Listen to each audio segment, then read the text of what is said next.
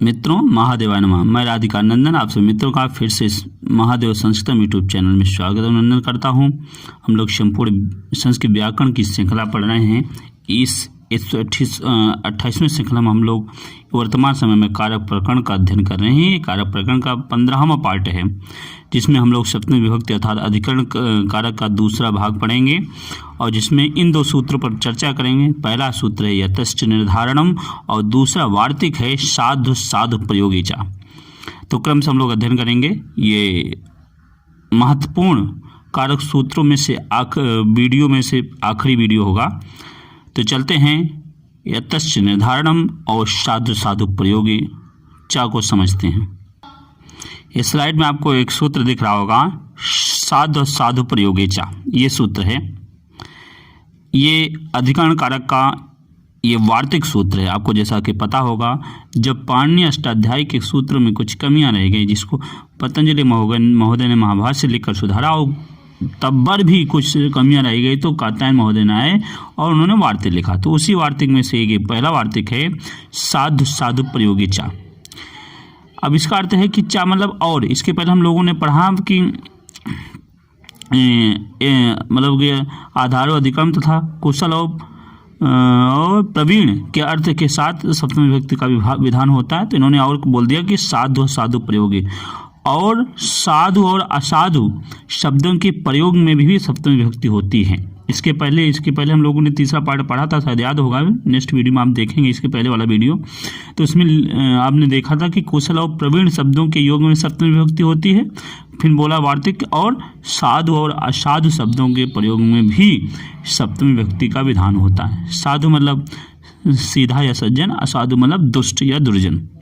आइए इसका अर्थ भी देख लें कि साधु और असाधु शब्दों के प्रयोग में सप्तमी विभक्ति होती है। जैसे कृष्णा मातरी साधु। यहाँ देखिए, क्योंकि कृष्ण माता के प्रति, माता के विषय में साधु थे अर्थात सज्जन थे, तो चूंकि साधु का प्रयोग हुआ, इसलिए मातरी में सप्तमी विभक्ति का विधान हो गया इस वार्तिक से, साधु असाधु प्रयोगी चा से। उसी तरह कृष्णा मातुले असाधु। कृष्ण मामा के प्रति असाधु थे, दुष्ट थे, दुर्जन थे। चूंकि असाधु का प्रयोग हुआ है, इसलिए मातुले में भी सप्तमी विभक्ति का विधान हो गया। आगे है कि यहाँ साधु शब्दों के प्रयोग होने से मातरी में सप्तमी तथा असाधु शब्द के प्रयोग होने से मातुले में सप्तमी विभक्ति का विधान हुआ है।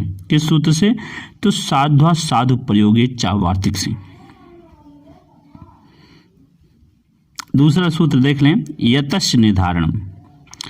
अष्टाध्यायी के दूसरे अध्याय के तीसरे पाद का 41वां सूत्र है। ये कहता है कि निर्धारण में अर्थात निर्धारण यतश्च अर्थात जिसके निर्धारण में, अथवा किसी समुदायवाचक शब्द में से किसी एक को श्रेष्ठ बताने में, अथवा उसके निर्धारण में सप्तमी विभक्ति का विधान हो और षष्ठी विभक्ति का भी विधान हो। अब इसका अर्थ देखेंगे तो यह है, निर्धारण में समुदाय वाचक शब्द से षष्ठी या सप्तमी विभक्ति होती है, चाहे षष्ठी लगा दें अथवा सप्तमी, लेकिन निर्धारण होना चाहिए किससे? किसी एक समुदाय में किसी को विशेष कुछ उसके गुण, कुछ उसकी खासियत के कारण उसको अलग किया जाए, तो उसमें षष्ठी विभक्ति अथवा सप्तमी विभक्ति होती है समुदाय में। जैसे आगे है लिखा है कि यदि किसी वस्तु या व्यक्तियों के समुदाय में से किसी एक वस्तु या व्यक्ति को किसी विशेषता के आधार पर सबसे उत्कृष्ट या निकृष्ट बताया जाए, तो वही निर्धारण कहलाता है। अथवा निर्धारण जाति, गुण,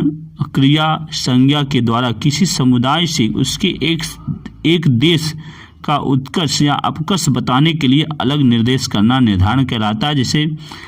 जैसे उदाहरण दिया, पहला उदाहरण है कबीसु कालिदासा श्रेष्ठ। देखिए, कवियों का समुदाय है और उसमें कालिदास को श्रेष्ठ बताया जा रहा है, तो कालिदास तो निर्धारण किया जा रहा है, लेकिन कवियों में तो कवि से एक समुदाय हो गया और कालिदास उसका निर्धारण हो गया। तो इसलिए कविसु में यतश्च निर्धारण सूत्र से सप्तमी विभक्ति का विधान होकर कविसु शब्द बना, और यदि षष्ठी विधान करना चाहें तो कवि नाम कर दें, तो कविसु कालिदासा श्रेष्ठा अथवा कविनाम कालिदासा श्रेष्ठा। उसी तरह नदीसु गंगा पवित्रतमा, नदियों में गंगा पवित्र है, तो यहाँ पर सारी नदी समुदाय में गंगा को पवित्र बनाया जा रहा है, तो निर्धारण हो रहा है, इसलिए उस समुदाय नदी में सप्तमी विभक्ति का प्रयोग हुआ। नदीसु चाहे षष्ठी बना दें, नदी नाम कर दें, नदीसु गंगा पवित्रतमा अथवा नदी नाम गंगा पवित्रतमा।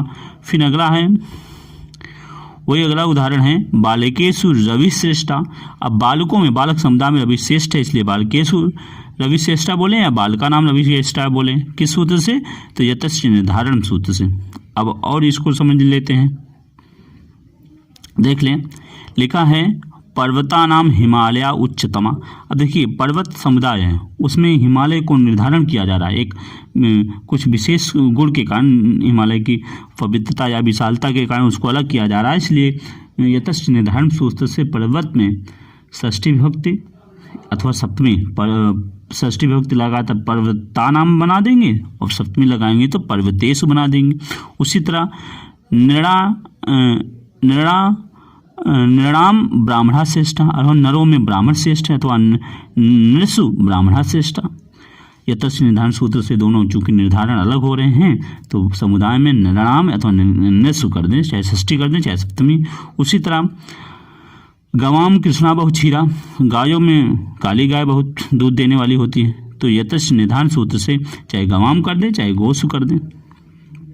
अगला है गच्छताम धावन शीघ्रा अथवा गच्छतसु धावन शीघ्रा, तो वही सूत्र लगा कौन? यतश्च निर्धारण से चाहे गच्छताम कर दें अथवा चलने वालों में दौड़ने वाला शीघ्र होता है, तो चाहे गच्छत्सु कर दें तो गच्छताम कर दें। किस सूत्र से? तो यतश्च निर्धारण सूत्र से।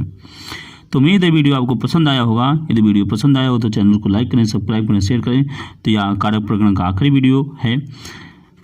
प्रमुख, हालांकि सूत्र तो बहुत सारे हैं लेकिन कुछ प्रमुख सूत्र पर हम चर्चा कर रहे थे आपसे। अब नेक्स्ट वीडियो हम लोग नए विषय के साथ, नए टॉपिक के साथ मिलते हैं। तब तक के लिए महादेवाय नमः।